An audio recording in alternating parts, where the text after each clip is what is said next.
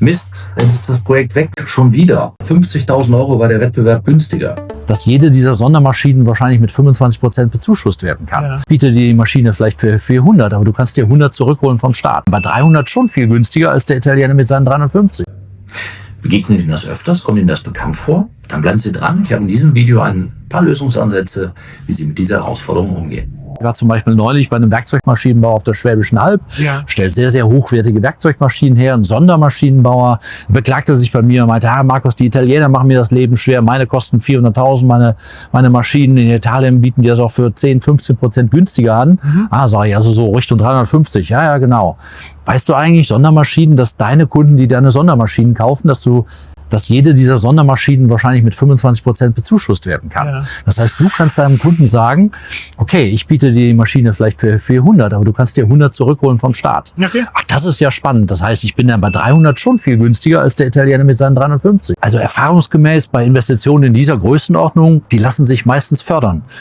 Soll ich Sie da mal mit einem Experten ins Gespräch bringen? Der genommen ist der erste Rat, kümmert euch frühzeitig um das Thema, vorzeitig. Sobald du mit der Maßnahme angefangen hast, geht in der Regel nichts mehr.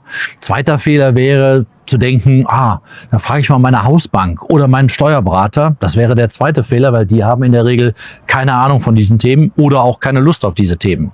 Oder das dritte wäre zu denken, das ist doch ewig lange Arbeit, das ist doch viel zu großer Aufwand für viel zu wenig Nutzen dahinter. Ein langwieriger Prozess. Nee, in den allermeisten Fällen nicht. Es gibt ein paar Programme, da macht es keinen Sinn, aber in den allermeisten Fällen macht es Sinn. Und wie du schon mal sagtest, Oliver, einfach mal ein kostenfreies Vorabgespräch führen. Wir checken das relativ schnell ab. Das wäre der vierte und letzte Fehler, zu denken, das mache ich mal schnell selbst.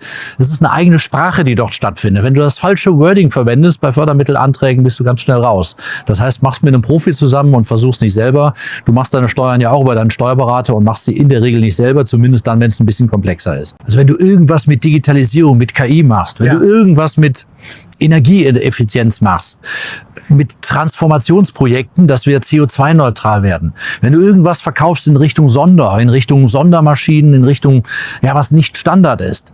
Wenn es um Standortthemen geht, wenn es um Sanierungsprojekte, Erweiterungsprojekte geht, größere Investitionen, wenn du da ein Dienstleister, ein Anbieter, ein Verkäufer in diesem Bereich bist und in vielen Bereichen mehr. Es gibt also wirklich sehr, sehr viele Themen, wo es Sinn macht, sich damit mal auseinanderzusetzen.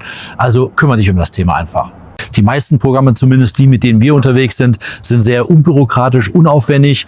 Und wenn doch, dafür gibt's ja Dienstleister, die einem das abnehmen und sich darum kümmern. Und wenn Sie das Thema interessiert, ich habe hier noch 2 weitere Videos verlinkt, da steigen wir ein bisschen tiefer in das Thema ein. Gerne können wir auch miteinander sprechen. Buchen Sie hier einen Termin und ich beantworte alle Ihre Fragen zum Thema. Wenn Ihnen das Thema gefallen hat, abonnieren Sie gerne den Kanal, dass Sie nichts verpassen. Schicken mir eine Mail, hinterlassen mir ein Like und ich freue mich, wenn wir uns wiedersehen.